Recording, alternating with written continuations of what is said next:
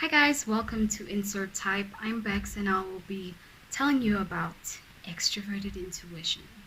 So, extroverted intuition is a function I've unfortunately been afflicted with for 21 years. So, this gives me the experience to tell you what it's like to have it and what is it basically like. What is it?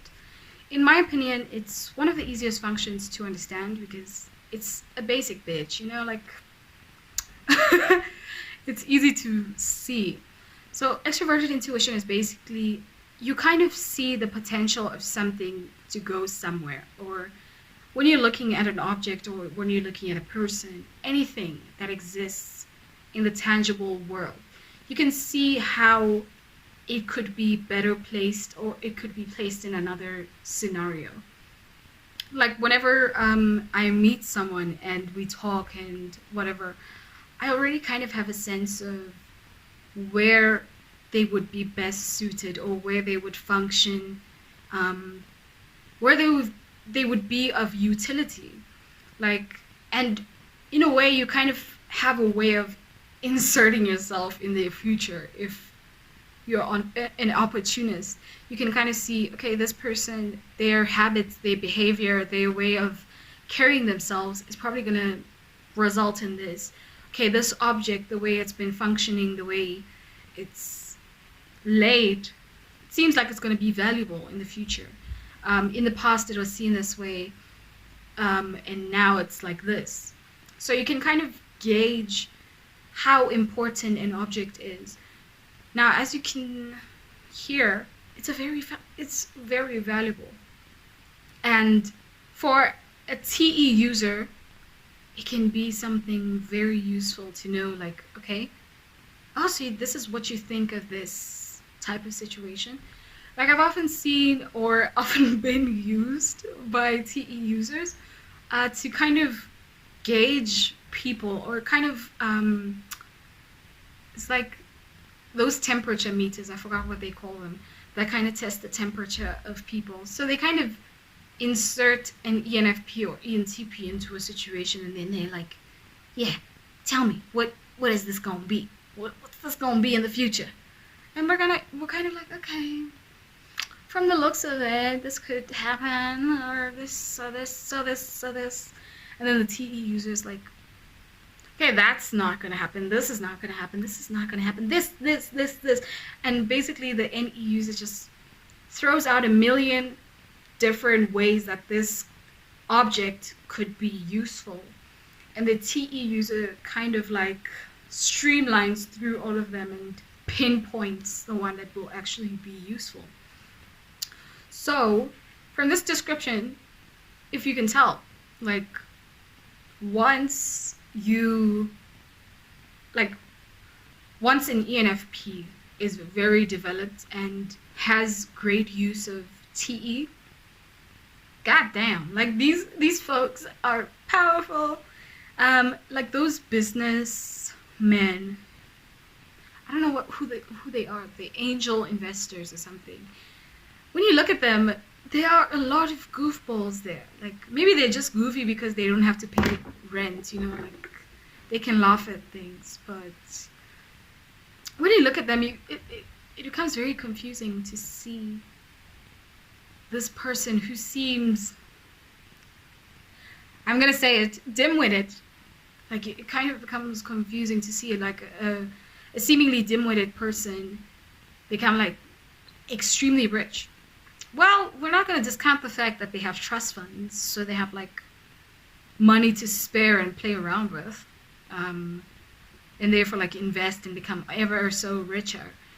But even then, like it's more, once they kind of know how to pick out the valuable things themselves, that's a great skill to have. That's a great skill to wield for yourself. So I think like the way ENFPs are, they kind of go on in early life just being directionless, and as well the NI, even though like it seems strongish and they kind of view the future of like, okay, the future's gonna happen, blah blah blah, I'm gonna be this. It truly only sets in once they can see the value behind that, like once their FI is also developed and also has direction, that's when these other functions seem to truly weigh in on how to manifest that person forward, like push that person forward. Because I would say like ENFPs, although like we move, we're very stagnant, like in the eyes of a lot of people. We move in a way that we want to move. Like when we want to relax, we're going to relax. When we want to move fast, we're going to move fast.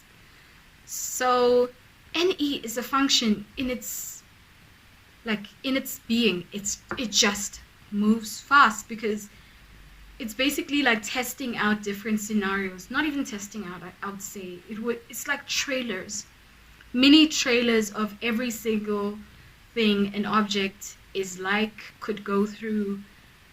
It's just expansive in the way it is. So how could you properly harness the power of NE? The power of NE is focusing it. Focusing that chaotic energy can make it focused energy, ironically.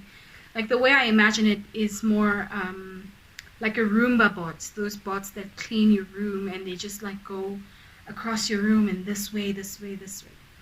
So for bigger rooms, if you're going chaotically around the big room, it's going to take forever instead of like going in a systematic way. Whereas if you have like a smaller space and you kind of go chaotically fast around every single spot, you're gonna eventually hit every spot. This is how I see NE working. Like when you give it a restricted perimeter to work in, but not so restricted that they can't move, you end up creating a master by mistake.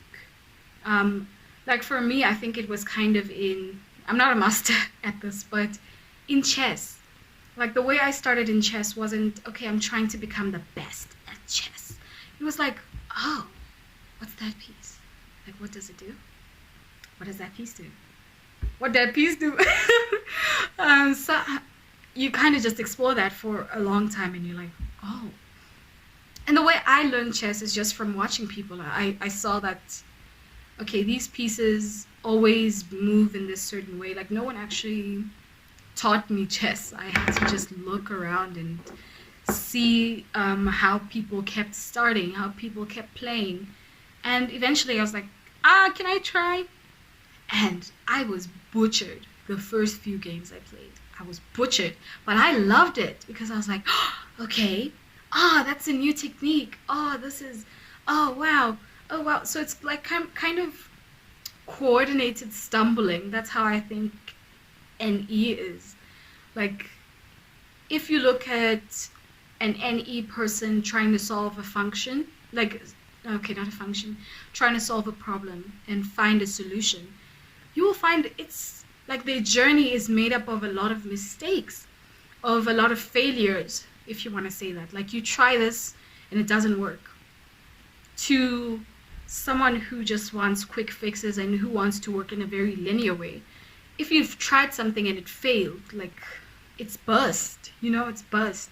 Whereas for an ENFP and I think ENTP as well, like failing and troubleshooting and hitting a wall, it just means you have to change the route a little bit. So in a way, for me, it feels like sorry, I have a lot of diagrams. Like imagine a clock, right? First you go from 1 o'clock to 2 o'clock to 3 o'clock to 4 o'clock.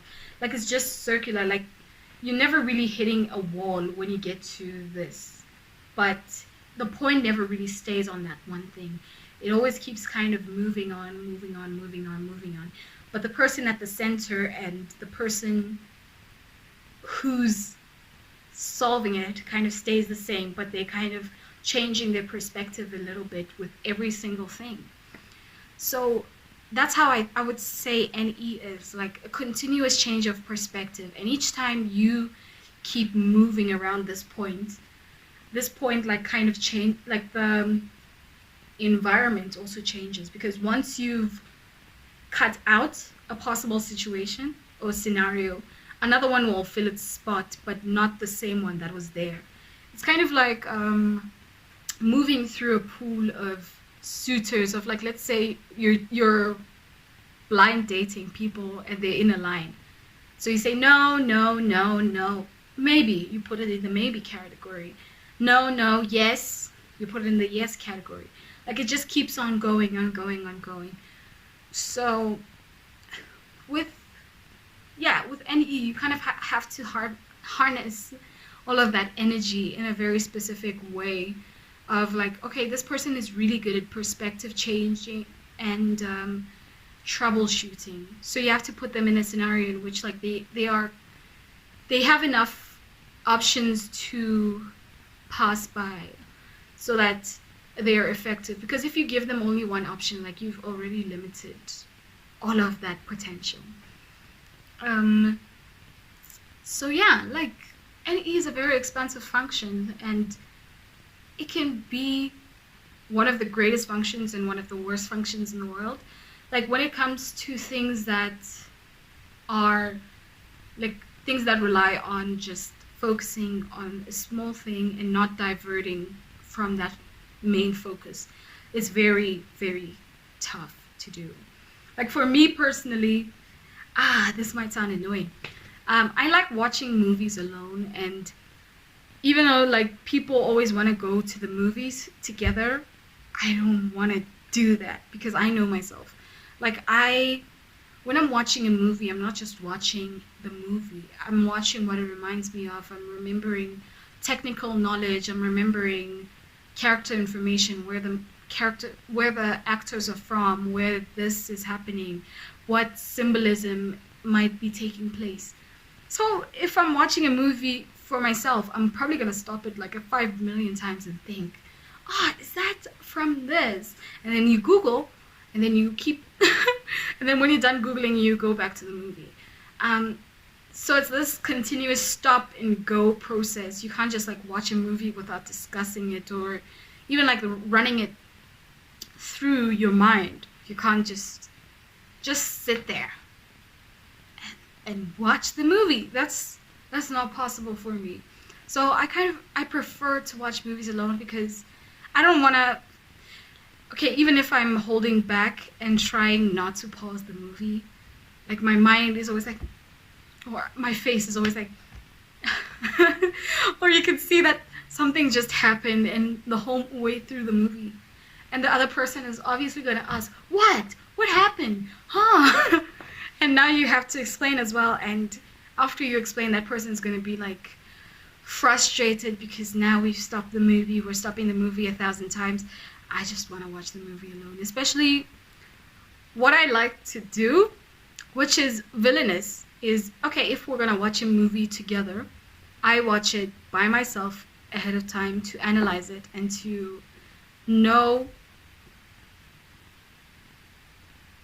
what's going on, like, just get the gist of it, or at least the trailer, to get an idea of what we're getting into. And then afterwards, yeah, we're done. Afterwards, like, when you're actually watching it the second time, it feels less, the stakes are less high, like, you don't have to go through that thinking process as much. It's more of, like, a comfortable experience now. It's just SI, which is greater, so that's it for today. An example of an NE movie is Everything Everywhere All at Once. Go check it out. So that's it from me, guys. Enjoy your day and have fun. Bye-bye.